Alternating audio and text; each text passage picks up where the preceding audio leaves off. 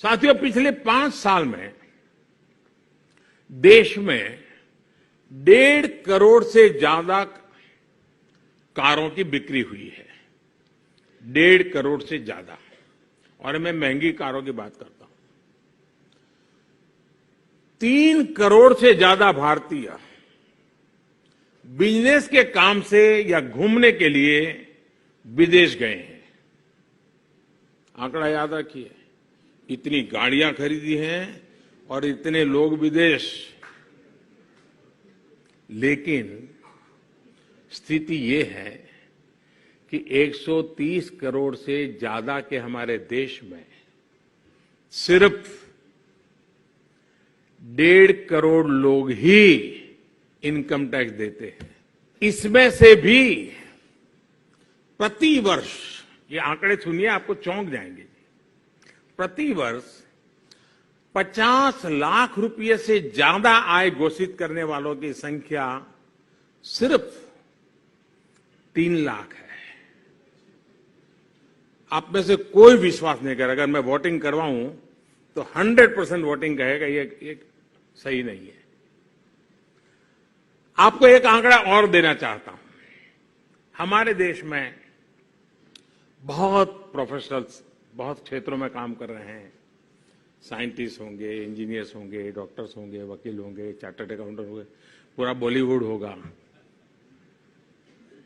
अनेक प्रोफेशनल है जो अपने अपने क्षेत्र में छाए हुए हैं। और आजकल तो टियर 2, टियर 3 सिटी में भी ऐसे बड़े बड़े लोग हैं और वे अपने अपने तरीके से देश की सेवा भी कर रहे हैं। उनके योगदान को हम नकारते नहीं हैं, लेकिन ये भी एक सच्चाई है कि देश में, इतना बड़ा देश,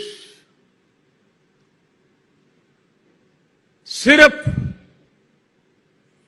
2200 प्रोफेशनल ही जो अपनी सालाना इनकम को 1 करोड़ रुपए से ज्यादा बताते हैं। अकेले दिल्ली की सुप्रीम कोर्ट में इससे ज्यादा लोग होंगे। लेकिन ये स्थिति है। पूरे देश में सिर्फ 2200 लोग। अब ये कैसे गले उतरेगा? अभी इतनी गाड़ियां आ रही है, खरीदी जा रही है, विदेशों में इतना घूमना गामना हो रहा है, बच्चे विदेशों में पढ़ रहे हैं, लेकिन 2200 लोग। साथियों, जब हम देखते हैं कि लोग घूमने जा रहे हैं, अपनी पसंद की गाड़ियां खरीद रहे हैं, तो खुशी होती है, चलो भाई कुछ अच्छा हो रहा है। लेकिन जब टैक्स भरने वालों की संख्या देखते हैं तो चिंता भी होती है। ये कॉन्ट्रास्ट भी हमारे देश की एक सच्चाई है। जब बहुत सारे लोग टैक्स नहीं देते तो टैक्स नहीं देने के तरीके खोज लेते हैं और इसका भार उन लोगों को पड़ता है जो ईमानदारी से टैक्स चुकाते हैं। लेकिन होता क्या है, आज प्रत्येक भारतीय से मैं इस विषय में जरूर मैं चाहूंगा कि देश आत्ममंथन करे, सोचे, क्या ऐसी स्थिति उन्हें स्वीकार है क्या?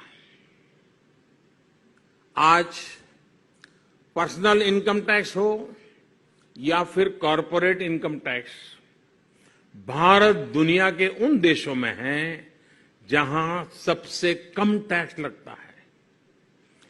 क्या फिर जो असमानता मैंने आपको बताई वो खत्म होनी चाहिए कि नहीं होनी चाहिए?